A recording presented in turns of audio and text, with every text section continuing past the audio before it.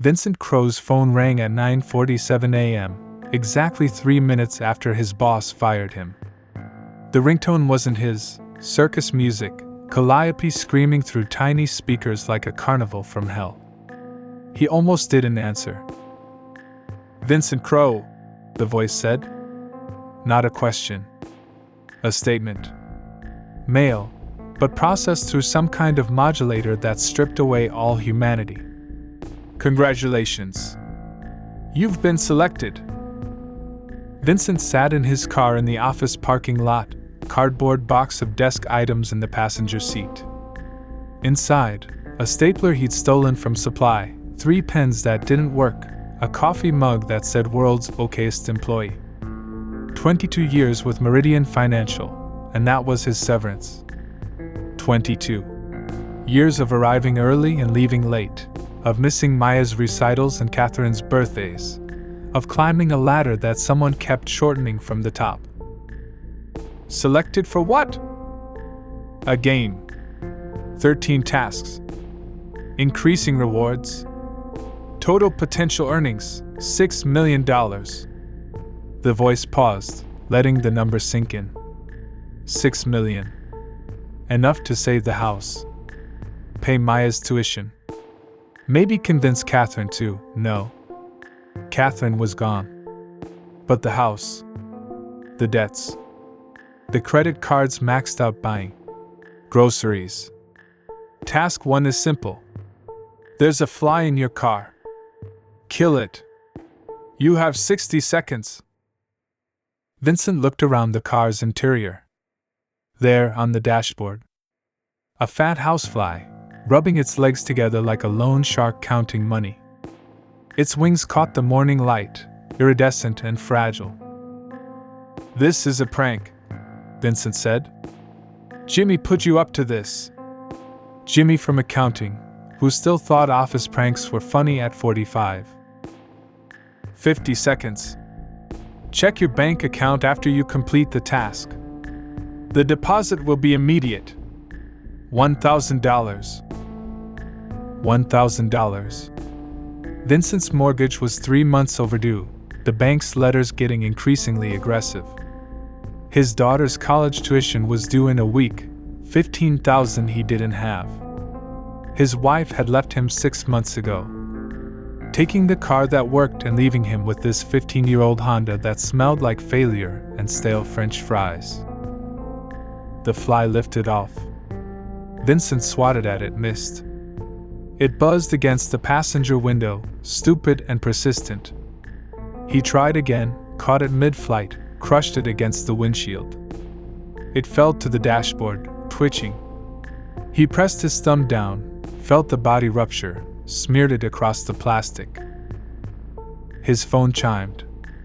Bank notification. Deposit, $1,000. Sender, game_admin. Vincent stared at the screen. This was real. This was actually. Task 1 complete, the voice said. Task 2, eat the fly. Reward $3,000. You have 30 seconds. Vincent stared at the smear on his thumb. Black body. Translucent wings. Compound eyes like tiny universes. This was insane. This was. His phone chimed again. A photo appeared. His daughter, Maya, sitting in her dorm room, headphones on, laptop open. The photo was time-stamped 90 seconds ago. Someone was watching her. Someone knew where she was.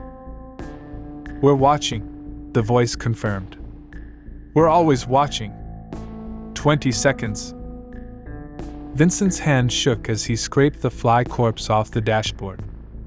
Bits of leg. Fragments of wing. He put it all in his mouth. The taste was immediate, bitter, chemical, with an undertone of rot that coated his tongue. Something crunched between his teeth. He forced himself to swallow, gagging. $3,000 appeared in his account. Excellent, the voice said, and Vincent thought he detected pleasure there, beneath the modulation.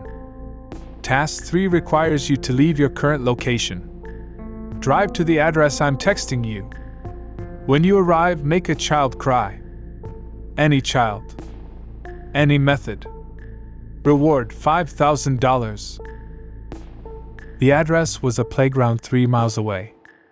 Vincent parked across the street, engine running, watching children on swings and slides. Their laughter carried through the closed windows of his car, innocent and pure. He thought about Maya at that age, pigtails bouncing as she ran toward him after school. Make a child cry. The voice had said nothing about how. Vincent killed the engine, got out. His legs felt disconnected from his body, following commands issued by someone else. He approached a boy, maybe 7 years old, building an elaborate sandcastle with turrets and moats. The boy looked up, smiled with gapped teeth. "That's a great castle," Vincent said. His voice sounded normal, friendly, like he was still the kind of person who complimented children's sandcastles. Then he kicked it. Sand exploded. The castle collapsed. Turrets crumbled. The moat filled in. The boy's face went through stages: confusion, understanding, disbelief, devastation. Then tears. Big, gulping sobs that made his whole body shake. A woman, his mother, came running from a nearby bench, scooping him up, glaring at Vincent with pure hatred. Vincent walked back to his car. Got in. Drove away before she could get his license plate. $5,000. $9,000 total. Not even a tenth of what he needed. But the voice was still talking. Task 4, it said. Drive to Harbor Street. Enter the coffee shop called Morning Grounds. The man in the red jacket insulted you in high school. His name is Derek Paulson. Punch him in the face. Hard enough to draw blood. Reward $15,000. Vincent remembered Harbor Street. Remembered the coffee shop where he sometimes got overpriced lattes as a treat. Remembered Derek Paulson, who'd made Vincent's sophomore year a living hell. Derek who'd shoved him into lockers, stolen his lunch money. Started the rumor that Vincent's mother was sleeping with teachers. Derek who'd made sure Vincent understood exactly where he stood in the high school hierarchy. Nowhere. Derek was there, 20 years older but still wearing that same superior smirk. Custom suit. Expensive watch. Success hanging off him like cologne. He looked up when Vincent entered. Recognition flickered, not immediate, but emerging like a stain. Crow? Holy shit, I haven't seen you since. Vincent's fist caught him in the mouth. The impact sent shockwaves up Vincent's arm. Derek fell backward, chair clattering. Blood on his teeth, on his lips, speckling his expensive shirt. Everyone in the coffee shop staring. Someone screaming. Vincent left before anyone could stop him. His knuckles throbbed. They'd swell later, probably bruise. Worth it. God, worth it. $15,000. Task 5, the voice said as Vincent drove, running a red light, not caring. Go home. Your father's watch is in your dresser. The one he left you when he died. The only thing he left you. Flush it down the toilet. Reward $25,000. The watch had been his father's only inheritance. 50 years old, scratched crystal, worn leather band.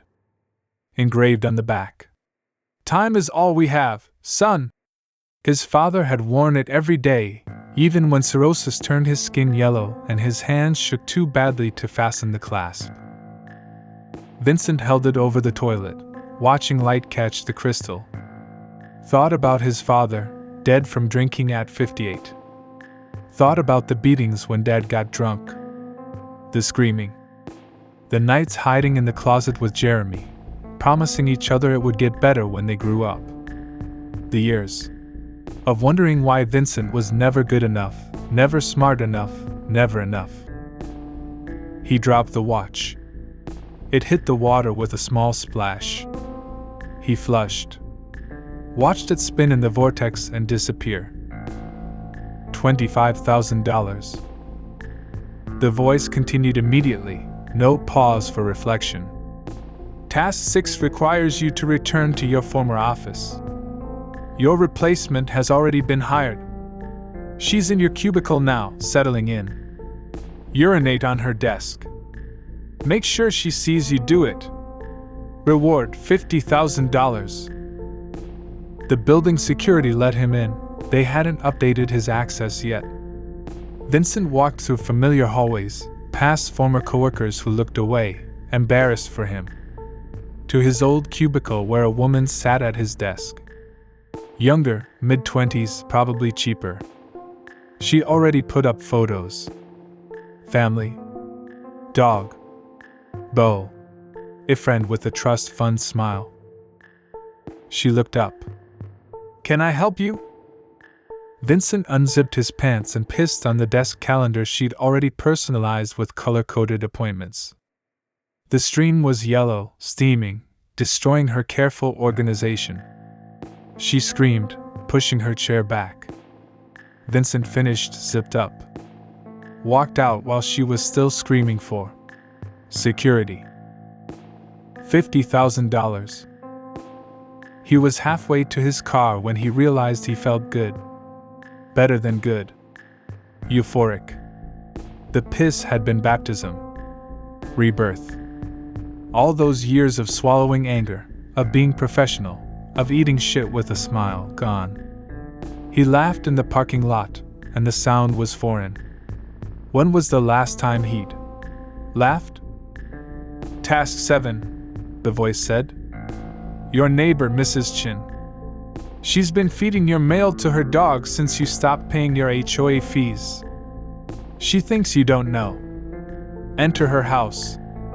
Destroy her television. The big one in the living room. Reward, $75,000. Vincent knew Mrs. Chin kept a spare key under a ceramic frog by her front door. Everyone in the neighborhood knew she'd mentioned it at enough HOA meetings. Her house smelled like cats and loneliness, and the kind of air freshener that made things smell worse. The television was in the living room. 70 inches of high-definition judgment. He picked up a floor lamp, brass, heavy, and swung it like a baseball bat. The screen shattered like his marriage. Like his career. Like everything he'd built over 43 years of trying to be good, trying to follow the rules, trying to believe that hard work and honesty mattered. Glass rained down. The lamp's base punched through the screen's backing. Vincent kept swinging until nothing remained but fragments and exposed circuitry. $75,000. He was covered in sweat. His shirt stuck to his back. Something was wrong with his vision, everything too bright, colors too saturated. His hands wouldn't stop shaking. But the voice kept talking, and the money kept appearing, and Vincent couldn't stop. Task 8, the voice said. Your brother lives in Riverside, 20 minutes away. He borrowed $15,000 from you 3 years ago. Never paid it back. Never even acknowledged the debt. Go to his house. Take his left hand. Reward $150,000. Vincent's brother, Jeremy. Golden child. Successful lawyer. Perfect family. Perfect life. He'd borrowed the money for a business opportunity that never materialized, then stopped returning Vincent's calls. Jeremy answered the door, surprised but not alarmed. Vince? What are you doing here? Listen, if this is about the money. Vincent hit him with a tire iron he'd taken from his trunk. Jeremy went down hard. His perfect head bounced off perfect hardwood floors. Vincent dragged him to the garage, found a hacksaw on the workbench among tools Jeremy probably never used because Jeremy paid people to fix things. The cutting took 11 minutes. Jeremy screamed the entire time, but the garage was soundproofed. He recorded podcasts in here, talking about success strategies and networking and all the things that came easy when you were born lucky. Blood everywhere. Bone was harder to cut than Vincent expected. He had to saw, then twist, then saw again. When the hand finally came free, it looked fake. Like a Halloween prop. Vincent left it on the workbench next to Jeremy's perfect tools. Left Jeremy unconscious and bleeding. Though he'd tied a tourniquet first. He wasn't a monster. $150,000. Vincent threw up in Jeremy's perfect shrubbery. Then he drove away, hands sticky with blood, the hacksaw on the passenger seat. Task 9, the voice said. St. Michael's Church on Oak Street. Enter. Set fire to the confessional. Reward, $200,000. The church was empty, afternoon light through stained glass making everything look holy. Vincent had been baptized here. Married here.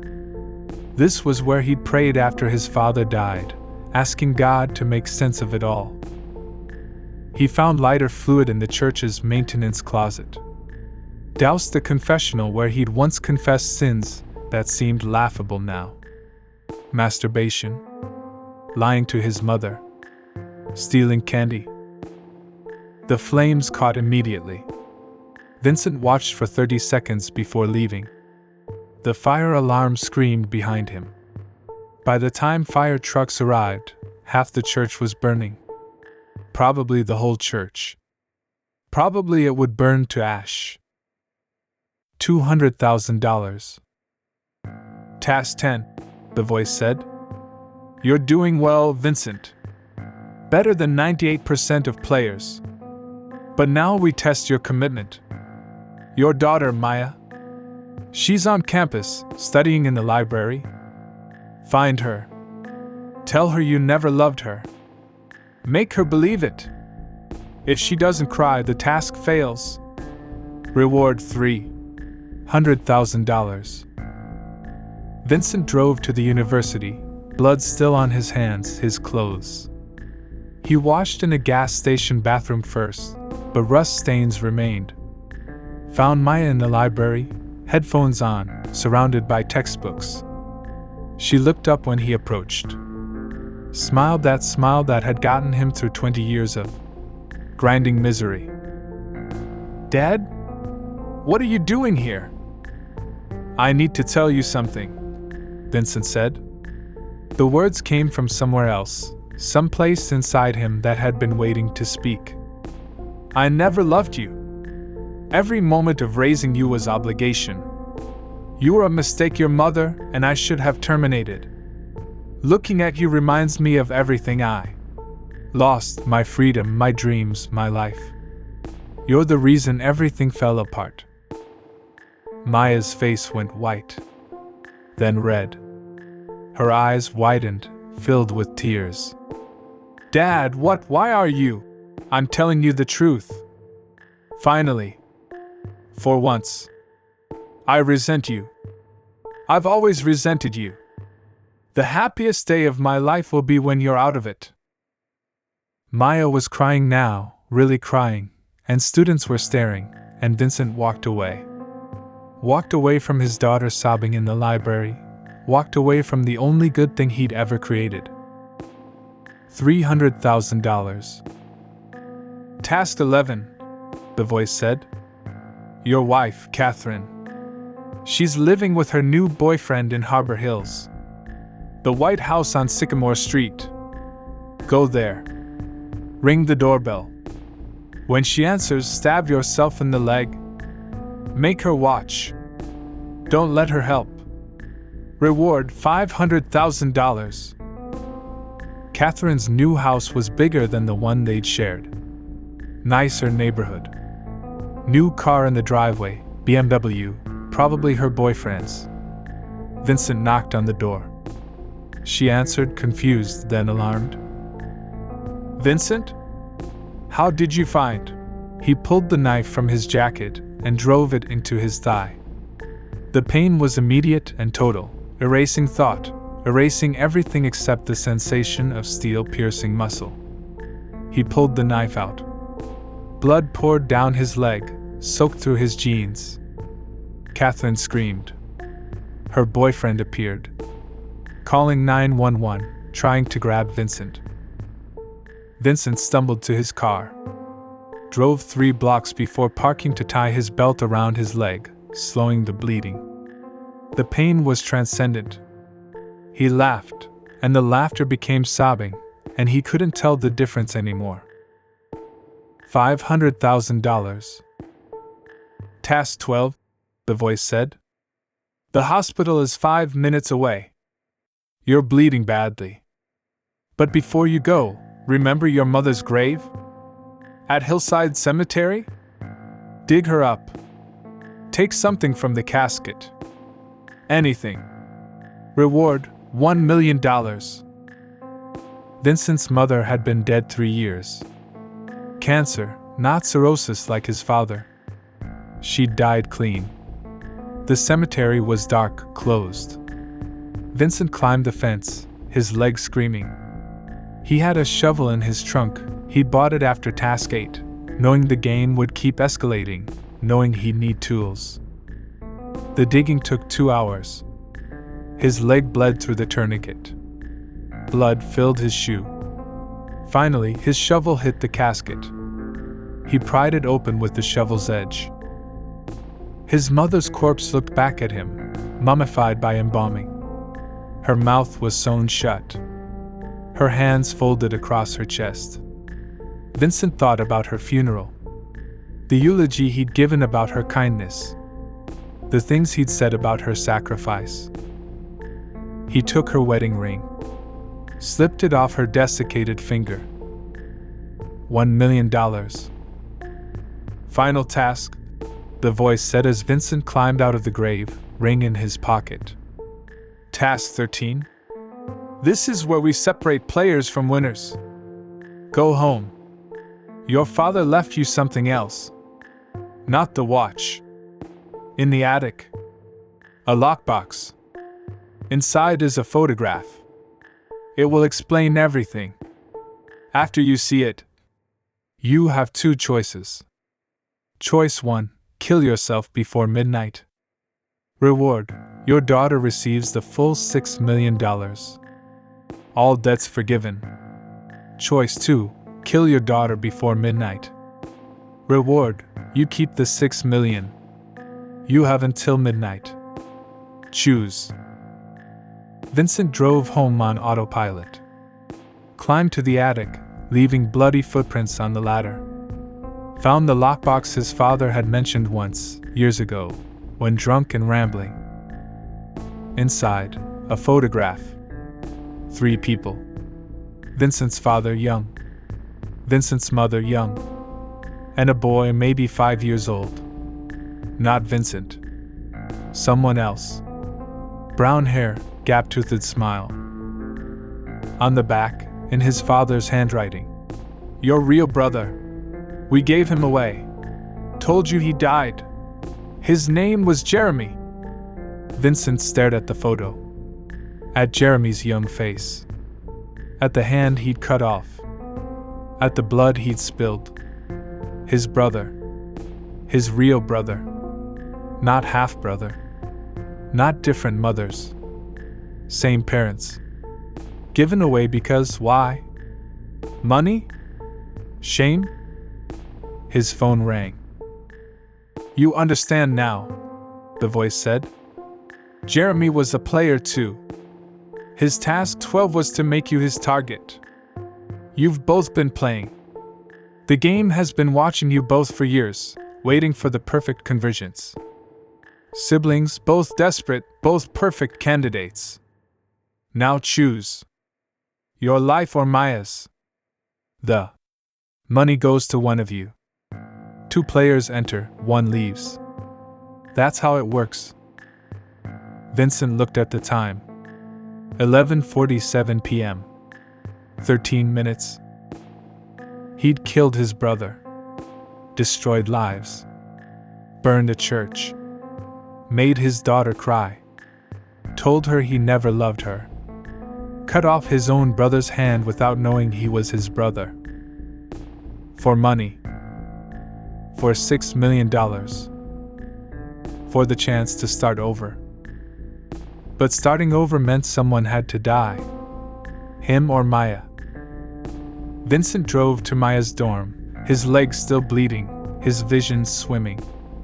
She wouldn't answer his calls, of course she wouldn't, not after what he'd said. But he had a spare key to her room. He climbed the stairs to her floor, using the wall for support. She was sleeping, tear tracks still visible on her face. His daughter. The only good thing he'd ever created. The only thing that mattered. He stood over her bed, watching her breathe. The knife felt heavy in his hand. The clock on her wall read 11:58. Vincent's phone rang. "Choose," the voice said. Vincent looked at Maya. Looked at the knife in his hand. Looked at the blood on his clothes from 12 tasks that had proven exactly what the game wanted to prove, that anyone could be turned into a monster if the price was right. He thought about Jeremy in the garage screaming. About the boy in the photograph. About family and blood and all the things that should have mattered but didn't when $6 million was at stake. He raised the knife. Maya's eyes opened. She saw him. Saw the knife. Opened her mouth to scream.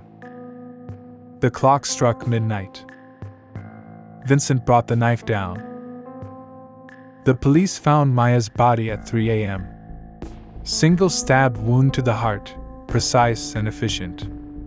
Security footage showed Vincent Crowe entering the building at 11:52 p.m. and leaving at 12:03 a.m.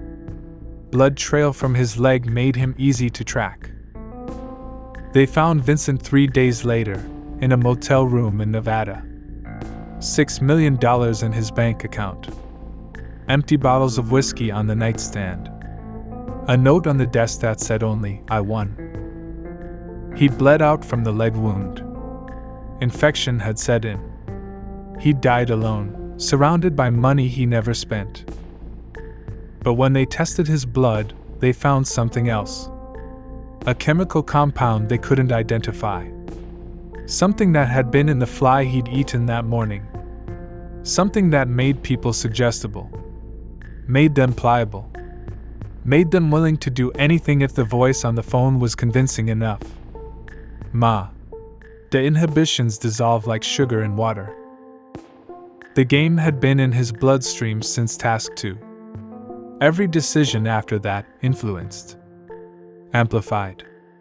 Driven by chemicals and desperation working in perfect concert. And somewhere, in a room filled with screens, wealthy people watched the footage. Watched Vincent kill his daughter. Watched him drink himself to death in a motel room believing he'd won. Watched the police close the case. They applauded. Transferred funds to offshore accounts. Began selecting the next players. Because there were always more players. Always more desperate people willing to do anything for money. Always more families with secrets that made perfect story arcs. The game was never about money. Money was just how you kept score. It was about proof. Proof that anyone, given the right push, the right incentive, the right chemical cocktail, could be transformed into something monstrous. That morality was just another luxury of the wealthy. That everyone had a price, and that price was always lower than they thought. Vincent Crowe had proven it beautifully. Player 2847. Success rate, 100%. Total time, 14 hours and 16 minutes. Casualties, 1 brother, 1 daughter, 1 church, 1 self. The watchers raised their glasses. Made bets on the next game. Discussed which family to target next, which secrets to exploit, which chemicals to use. Because the game never ended. It just found new players. Task 13 complete. Game continues. Always. If you enjoyed this video, please do not forget to like, comment, or share this video with your friends. Subscribe to our channel to hear more stories like this one.